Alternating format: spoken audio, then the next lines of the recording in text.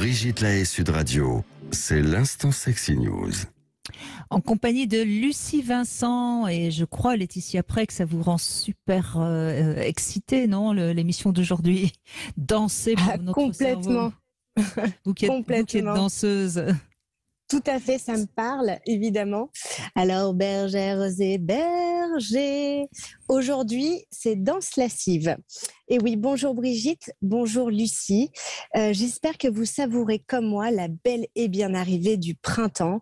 Enfin, les oiseaux chantent, il fait bon, le soleil nous réchauffe et nous donne des avant-goûts de grandes vacances. Perso, j'ai des envies de tenues légères, de pastèques et de cours de danse. Et je vous parle de tout ça car récemment, j'ai enfin travaillé avec un cher ami, le metteur en scène Alain Degois, aka Papy. Il m'a confié la chorégraphie du seul en scène d'une comédienne exceptionnelle, Chloé Oliverez. Et grâce à son spectacle, j'ai pu me replonger dans l'univers chaud et endiablé des vacances de bébé.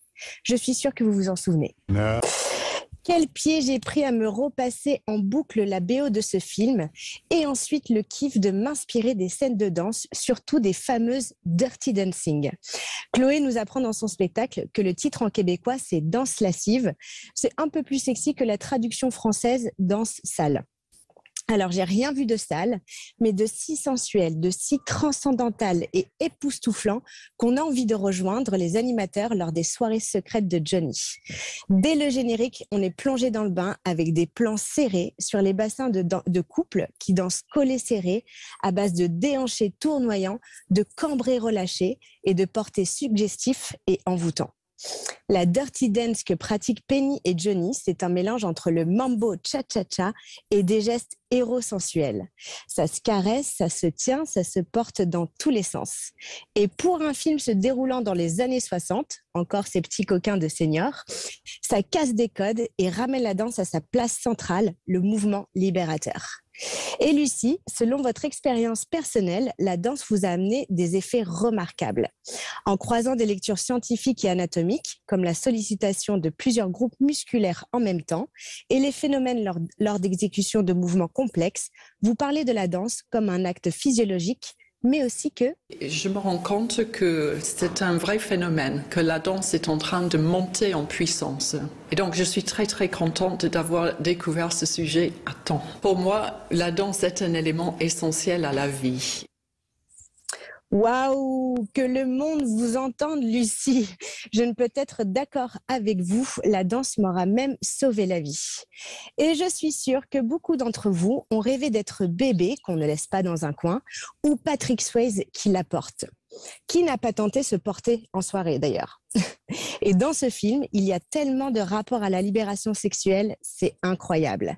Chloé Oliverez nous en parle avec humour et émotion dans son seul en scène, que vous pourrez retrouver au Bélier lors du Festival d'Avignon cet été, mais aussi au Théâtre du Rond-Point à la rentrée. N'hésitez pas à la suivre sur ses réseaux pour ne pas en perdre une miette. C'est à couper le souffle, tout comme cette scène où bébé danse à quatre pattes avec Johnny, ça faisait. Et puis j'ai interrogé ma communauté de bergères et bergers connectés pour leur demander si la pratique de la danse, et surtout à niveau professionnel, influait sur la façon d'avoir des rapports sexuels. Vous êtes quand même 80% à penser que les danseurs sont de good fuckers. Oui, c'est toujours plus cool en anglais. Mais une de mes bergères danseuses témoigne et m'indique aussi que la danse n'a rien à voir, que c'est plus une question d'être à l'écoute de l'autre. Certains partenaires, imbus de leur personne en danse, vont davantage se concentrer sur leur propre plaisir et moins sur celui de leur partenaire. Dans tous les cas, vous êtes 100% à penser que le sexe est bon pour le cerveau. Et ça ne m'étonne qu'à moitié. Alors, si le mouvement est bon pour le cerveau et que vous aimez la danse, et notamment les danses lascives, vous avez les cours interdits aux moins de 18 ans de Mikey Mai sur Paris. Merci, en tout cas Laetitia Prey. C'est vrai que la danse en général, encore une fois, rend quand même le corps plus sensuel et libère le corps. Donc moi, je crois quand même que c'est plutôt un atout pour la sexualité, non, Lucie Vincent? Moi, je dis toujours que... Oh, pardon. Vous m'entendez? J'ai un écho maintenant. Très bien. Pardon. Je dis toujours que la danse, c'est le seul sport où on entraîne le corps à la séduction. Parce que dans le bodybuilding ou le tennis ou le rugby, on est en train d'entraîner le corps dans des gestes particuliers de service, de tir au but, de gonfler ses muscles. Mais la danse, on est en train d'entraîner le corps dans une optique de séduire. Et donc, on se rend forcément plus beau quand on danse. Oui, et puis il y a autre chose aussi dans la danse, le bassin est souvent très sollicité dans beaucoup de danses, le bassin bouge.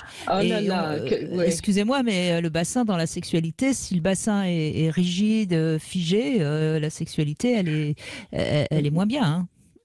Mais ça fait partie de l'ensemble, c'est vrai, mais le bassin en particulier, bien sûr, Brigitte, et c'est étonnant, je pense que Laetitia est d'accord avec moi, quand on voit des gens qui veulent apprendre à danser, qui viennent pour la première fois, on est toujours assez ahuri de voir combien ils sont rigides, surtout au niveau du bassin, qu'ils ne savent même pas déhancher à droite et à gauche.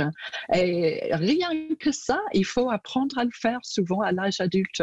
Et donc, il y a beaucoup de travail pour beaucoup de gens, mais on peut le faire et ça s'améliore forcément avec le temps. Même si on ne sait pas bouger du tout au début, on fait toujours du progrès. Bon, alors des cours de danse pour faire bouger le bassin, ça va être dès l'école, hein, comme ça on va avancer. Non mais moi je pense que cette rigidité dans le bassin avec laquelle je suis tout à fait d'accord avec vous, Lucie Vincent, elle vient aussi de notre culture, hein.